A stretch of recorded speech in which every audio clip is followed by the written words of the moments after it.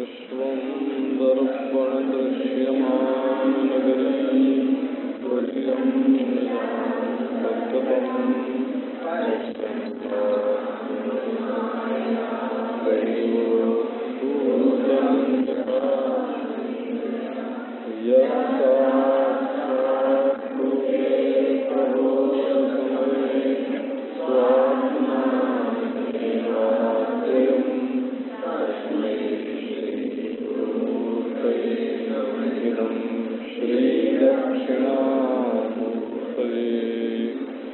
दूर्वादलद्युतितनुं तरुणाब्जनेत्रं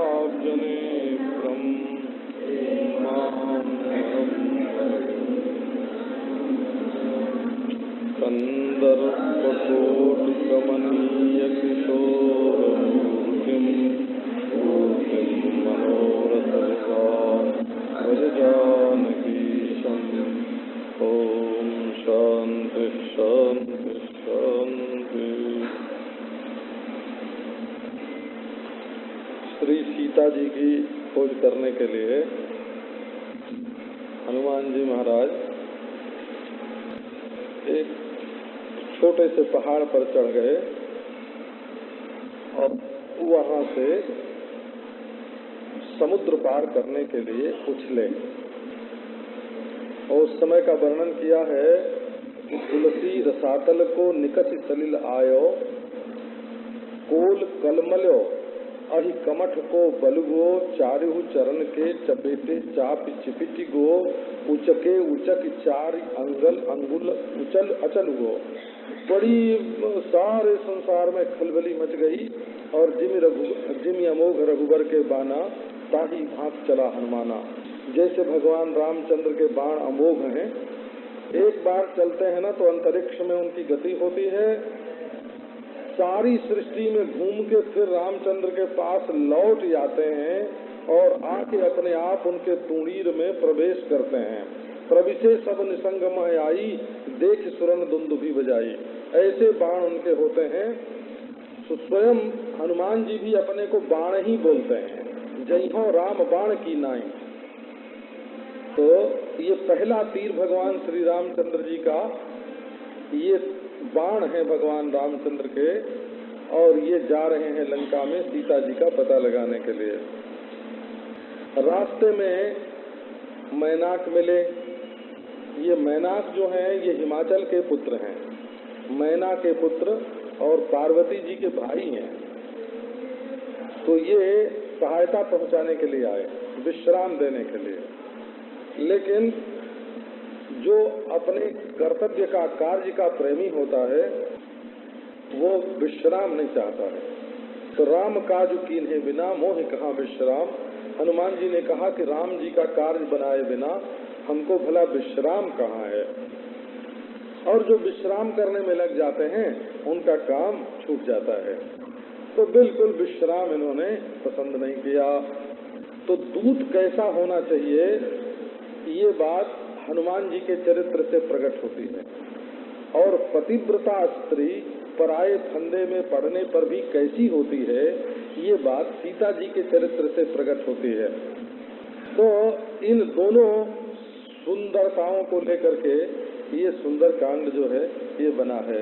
अब पहले दोहे के बाद ये पढ़ते हैं। जात पवन सुत देवन देखा, जाने कहूँ बल बुद्धि विशेखा, सुरसा नाम जिनके माता, पठई आई कही कही बाता, आज सुरन मोहिनी नहारा, सुनत बचन कह पवन कुमारा, राम काज करि गिरि में आऊं, सीता कर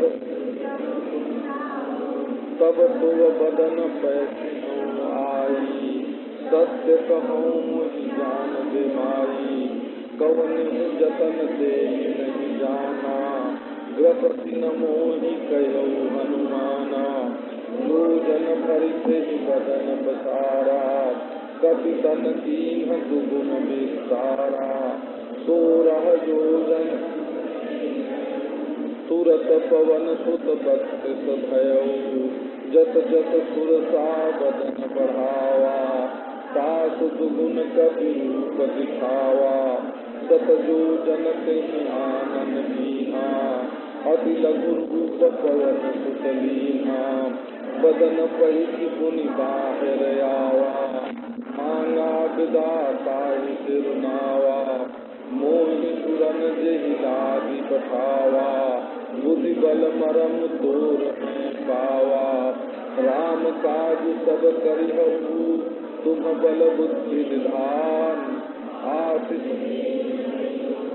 हरखि चलो हनुमान सियावर। अब वायुनंदन श्री हनुमान जी को लंका की ओर जाते समुद्र पार करते समय देवताओं ने देखा। अब उनके मन में आई कि देवता वायु के तो पुत्र हैं, पवन के तो पुत्र हैं, तो लंका में कहीं ये पकड़े गए तो सब देवताओं की बदनामी होगी कि देवताओं का बेटा आया था कुबियागिरी करने के लिए, तो सब देवताओं की बनी आवेगी।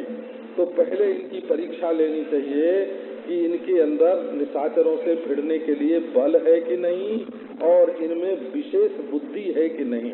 ये जानने के लिए देवताओं ने परीक्षा के रूप में सात्विकी माया उनके पास भेजा हो। ये 3 प्रकार की माया है, सात्विकी, तामसी और राजसी। ये तीनों विघ्न बन करके आते हैं।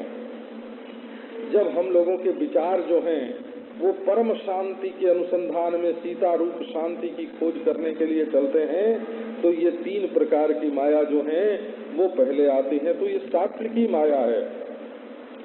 इसका नाम है सुरसा, नाम बता दिया, क्योंकि ये सांपों की तो माता है। तो कोई कद्रू न समझ ले इसको, कद्रू भी तो सांपों की माता है ना, तो कद्रू से अलग करने के लिए इसको सुरसा बताया। और अहिनकय माता सांपों की माता है, ये इसलिए बताया कि गोस्वामी जी जो हैं वो रावण को भी सांप ही बोलते हैं। जस पावन रावण नाग महा, भगवान का जस पावन है और रावण जो है वो नाग है। और दुष्ट हृदय दारुण जिमी अहिनी राक्षसियों को सांपिन बताया। तो जब सांप सापिन लंका में रहते हैं और हनुमान जी वहाँ जा रहे हैं, तो ये अहिनिकय माता जब जाएगी, सांपों की माता जब वहाँ जाएगी परीक्षा करने के लिए और इससे वो बच निकलेंगे, तो ये बात सिद्ध हो जाएगा कि राक्षसी रूप सर्पिणी और राक्षस रूप सर्प उनके बीच में जा करके हनुमान जी निकल आवेंगे। इस तरह से और अभी हनुमान जी चले थे समुद्र पार करने के लिए, उछले थे, छलके थे।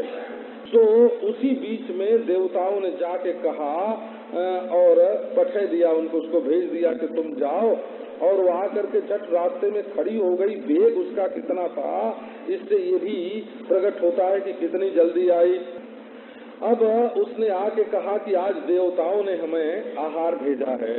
तो ये तो उससे हो गई गलती। क्या गलती हो गई कि ये आई तो है हनुमान जी की परीक्षा लेने के लिए, लेकिन अपने को देवताओं की आज्ञाकारिणी इसने बता दिया। आज सुरन मोहि दीन आहारा, देवताओं ने आज मुझे भोजन दे दिया। अब ये वचन सुनते ही पवन कुमार हनुमान जी जो हैं ये बोलते हैं।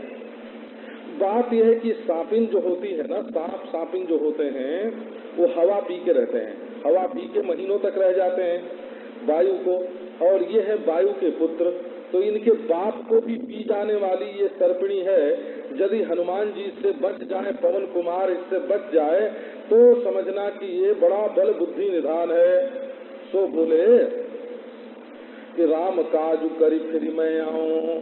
अरे भैया, तू तो देवताओं की आज्ञा से आई है और मैं तो राम जी की आज्ञा से आया हूँ, तो मुझे और बड़े की आज्ञा है। जिसकी आज्ञा से तू आई है उससे भी बड़े की आज्ञा मुझे प्राप्त है। सो राम काज करी फिर मैं आऊं। समझाया उसको, ये साम दिया। सीता कर सुधि प्रभु ही सुनावो, और सीता की जो सुध है वो सुना दूं, मैं अपने सेवक धर्म का पालन कर लूं। तब तू बदन पैठी हूँ आई, तब मैं आकर के तेरे मुंह में घुस जाऊंगा, जो तू कहती है सो ही दूंगा। सत्य कहूँ मोहि जान दे माई, तू तो मेरी माई है, माँ है, मेरे पक्ष में आ जा। अब तू दूसरों के पक्ष में क्यों है, भेद बताते हैं। और सत्य कहूँ शपथ पूर्वक मैं कहता हूँ, ऐसे बोले। अब तो महाराज सुरसा जो है वो जिद कर गई। इसको स्त्री हट बोलते हैं। बोला ये स्त्री जब किसी हट पर अड़ जाती है तो जल्दी उसको तोड़ती नहीं, अपनी हेठ ही समझती है कि हाय हाय, है ना, कहीं हम छोटे न बन जाएं, कहीं हमारी हेठी न हो जाए, छोटे न हो जाए। सो महाराज वो तो अब अड़ गई। कौने जतन दे ही नहीं जाना, साम से तान से भेद से किसी भी प्रकार जाने नहीं दिया। तब हनुमान जी ने कहा कि मोहि ग्रससी न, मुझे ग्रस लो ना, न उसमें और लगा दिया हो, क्योंकि हनुमान जी की वाणी सिद्ध है। यदि कह दें कि तू मुझे खा ले तो खा ले, हनुमान जी कि मुंह से ऐसी बात निकल जाए तो बचा के बोले कि ग्रससी ना, मुझे क्यों नहीं खा लेती, है ना, मुझे क्यों नहीं खा लेती, माने तू नहीं खा सकेगी। अब तो महाराज एक जोजन उसने अपना मुंह फैला दिया। अब ये देखो ये सिद्धों की लड़ाई हो गई, ये कोई शारीरिक बल की परीक्षा नहीं हुई, ये तो अपने शरीर को फैलाने में महिमा सिद्धि जो होती है योग से, अणिमा महिमा लघिमा गरिमा, है ना, छोटा हो जाना, बड़ा हो जाना, हल्का हो जाना, ये सब योग की सिद्धि है। तो सुरसा ने अपनी एक दैवी सिद्धि प्रकट की, जो जन भरित ही बदन पसारा, एक जो जन का मुंह उसने कर दिया तो हनुमान जी ने उसका दुगुना विस्तार 2 योजन का अपना शरीर कर दिया। अब उसने कोई नियम नहीं रखा मुंह फैलाने में, 16 योजन और 2 योजन के बाद एकदम 16 योजन कर दिया। तो हनुमान जी ने अपना नियम रखा, तुरंत पवन सुत 32 भयऊ। उन्होंने ये नियम कर दिया कि ये जितना बड़ा मुंह बनावेगी उससे हम दुगने हो जाएंगे। तो जो सात्विक पुरुष होते हैं वो नियम से चलते हैं, और जो असात्विक होते हैं तो उनके जीवन में कोई नियम नहीं होता है। अब जैसा जैसा बिना नियम के बेकायदे सुरसा अपना मुंह बढ़ाती जाए और हनुमान जी उससे दुगना रूप दिखाते जाएं, उसने 100 योजन का मुंह कर दिया। तो महाराज झट पवन सुत है ना, ये तो सांस तो सबके मुंह में आती जाती है, उसी के ये बेटे झट नन्हे से हो गए, अणिमा सिद्धि दिखाई दी इन्होंने। और बदन पैठी पुनि बाहर आवा, मुंह में घुस के बाहर निकल आए और बोले कि बस देवी हो गया, तुमको तो मुंह में लेना था ना, तो ले लिया ना। अब उससे विदा मांगी और उसको सिर झुकाया। उसने कहा लोगों ने जिस बात के लिए मुझे भेजा था वो मैंने पा लिया, बुद्धि बल मरम तोर मैं पावा। तुम्हारे अंदर जोग बल भी है जिससे तुमने अपने शरीर को बढ़ा लिया और घटा लिया, और बुद्धि बल भी है, जब मैं बढ़ाती गई तो तुमने एकाएक झट छोटा रूप धारण करके भीतर प्रवेश करके अपने को बचा लिया, अपने को धर्म पास से मुक्त कर लिया, तो ये तुम्हारी बुद्धि का बल हो गया। तो तुम्हारे अंदर योग बल भी है और बुद्धि बल भी है, तो तुम सराम काज तु सब करी हूँ, तुम बल बुद्धि निधान आशीष दे गई सो। उसने आशीर्वाद दिया कि तुम सब राम काज पूरा करोगे, क्योंकि तुम बल और बुद्धि दोनों के निधान हो। सेवा करना भी कठिन है हो, है ना, राम भगवान की सेवा करना, भगवान की सेवा करना, ये जब बल भी हो, अपने अंदर योग्यता, अंतःकरण की भी योग्यता हो और शरीर की भी योग्यता हो, तब उसके द्वारा सेवा संपन्न होती है। अब तो आशीर्वाद दे करके हो गई और हनुमान जी ने आगे यात्रा प्रारंभ की।